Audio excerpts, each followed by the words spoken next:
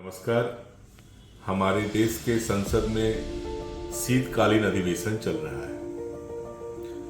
आसनसोल की जनता ने दूसरी बार श्री शत्रुघ्न सिन्हा जी को आसनसोल के सांसद के रूप में निर्वाचित करके पार्लियामेंट में भेजा।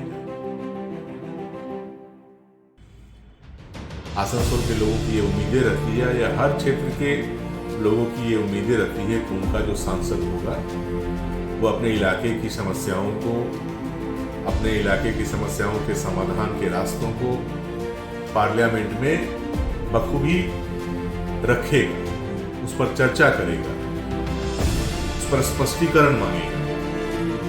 लेकिन ये दुखद स्थिति है कि चाहे अपने पिछले टेन्योर में हो या वर्तमान टेन्योर में, आसनसोल की समस्याओं के बारे में माननीय शत्रुघ्न सिन्हा जी को हम लोग संसद में एक भी शब्द बोलते हुए नहीं सुने।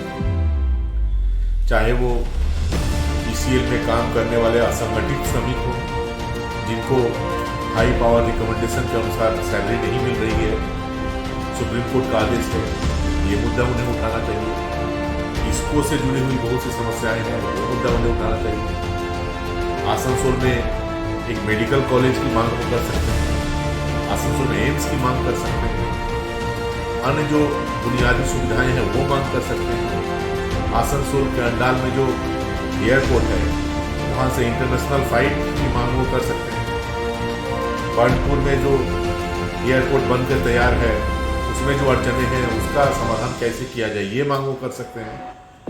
आसनसोल के कनेक्टिविटी के लिए एक और बाईपास बड़े रोड की जरूरत थी, वो मांगो माननीय नितिन गडकरी जी के सामने कर सकते हैं।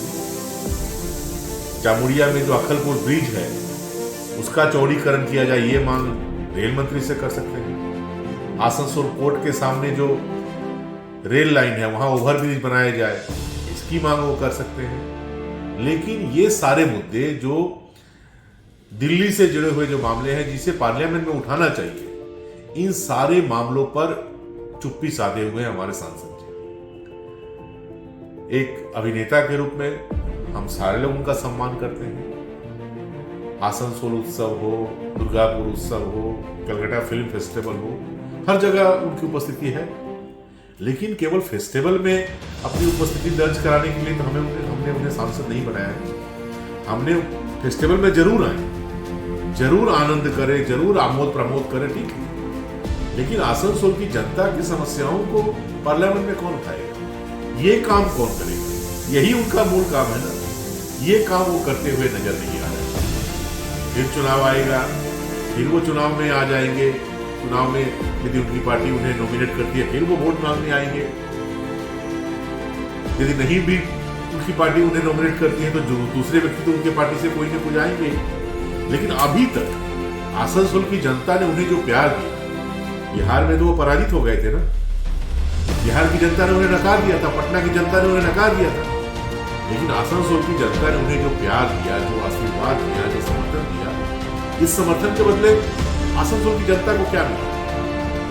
आसनसोल की जनता के समस्याओं के समाधान के लिए उन्होंने क्या किया? समाधान उन्हें नहीं करना है, समाधान के लिए आवाज तो उठा सकते हैं। बहुत गंभीर आवाज है, बहुत ऊंची आवाज में बोलते हैं, उनकी आवाज लोगों को सुनना भी अच्छा लगता है। तो जब इतनी अच्छी आवाज आपको ईश्वर ने दी है, तो उसका सदुपयोग कीजिए और वो उस आवाज से पार्लियामेंट में जाकर आसनसोल की जनता की समस्याओं को उठाइए। हम ये मांग करते हैं, आसनसोल की जनता ये मांग करती है कि प्लीज, बहुत हुआ, आसनसोल से आपने बहुत कुछ लिया, केवल लिया लिया लिया। शत्रुघ्न सिन्हा जी, आपने आसनसोल से बहुत कुछ लिया है, आसनसोल की जनता ने आपको बहुत कुछ दिया है, लेकिन आप भी तो आसनसोल को कुछ दीजिए ना। जिस उम्मीद के साथ आसनसोल की जनता ने आपको दिल्ली में भेजा था, उस उम्मीद पर खरा उतरने का प्रयास कीजिए ना। यही तो वो समय है, शीतकालीन सत्र चल रहा है, यहाँ वहां घूम रहे हैं, घूमिए, ठीक है, लेकिन बीच में थोड़ा दिल्ली भी जाइए, पार्लियामेंट में भी जाइए और आसनसोल की जनता के समस्याओं के समाधान के लिए थोड़ा आवाज उठाइए। आसनसोल के लोगों से थोड़ा पूछिए कि आपकी समस्याएं क्या है, कौन से ऐसे मुद्दे हैं जो मुझे दिल्ली में उठाने चाहिए। जनता को पता ही नहीं चला कि आप कब आते हैं, कब चले जाते हैं, कहाँ बैठते हैं, किससे बात करनी पड़ेगी, ये पता ही नहीं चलता है। ये ठीक नहीं है। लोकतांत्रिक ढांचे को कमजोर करने का प्रयास आप कर रहे हैं। मुझे उम्मीद है कि आप इस पर विचार करेंगे और बहुत जल्द आसनसोल की समस्याओं को दिल्ली में पार्लियामेंट में जाकर उठाने का प्रयास करेंगे।